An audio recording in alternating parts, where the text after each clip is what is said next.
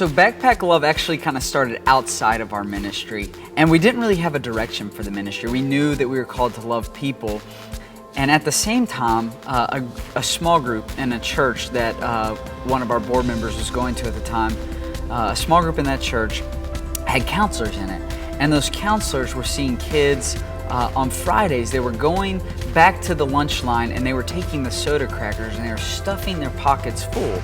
And the counselors were like, these soda crackers are free. Y'all can just take what you want, but don't make a mess or don't stuff your pockets full. And they looked at her, they said, well, we're stuffing our pockets full because when we go home this weekend, we're gonna have ketchup cracker soup and that's what we'll have to eat.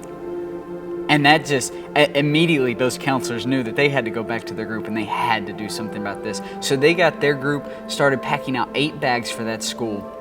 And our board member came alongside them at that time and said, well, our small group, we can come alongside you and we can help y'all pack bags and collect food if you need. And when he saw the process, he was like, wow, this is awesome. But how big is this problem? Is it just this school? Is it the area that y'all are in? Is it just low income?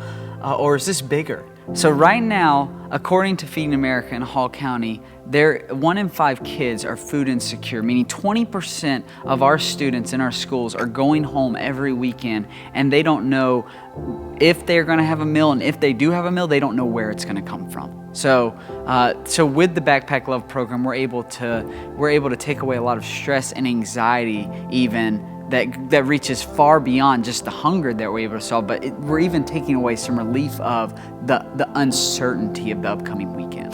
One of the coolest things that's happened through our Backpack Love program is when we first started doing this, we're sending the book bag home and we're providing information inside, just telling them who we are, our phone number's on there.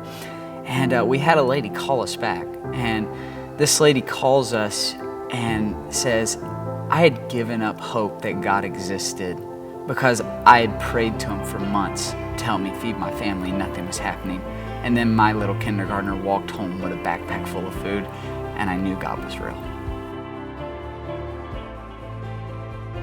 With Backpack Love, we realized that feeding families is a great need, and we are loving that we're able to do that. And when I come to churches, the coolest part is I tell them, you can do so much more for an individual school than our organization can do for the whole county. So it really allows the church partner to come in, connect to that school, serve that school in a specific way, and serve those families in far more ways than we're ever able to serve them. And so that's our biggest thing, because one thing we know is that Straight Street's not the hope of the world, right? God has ordained that the church would be the hope of the world, and this is just another way for us to allow churches to make meaningful impact with people in the community.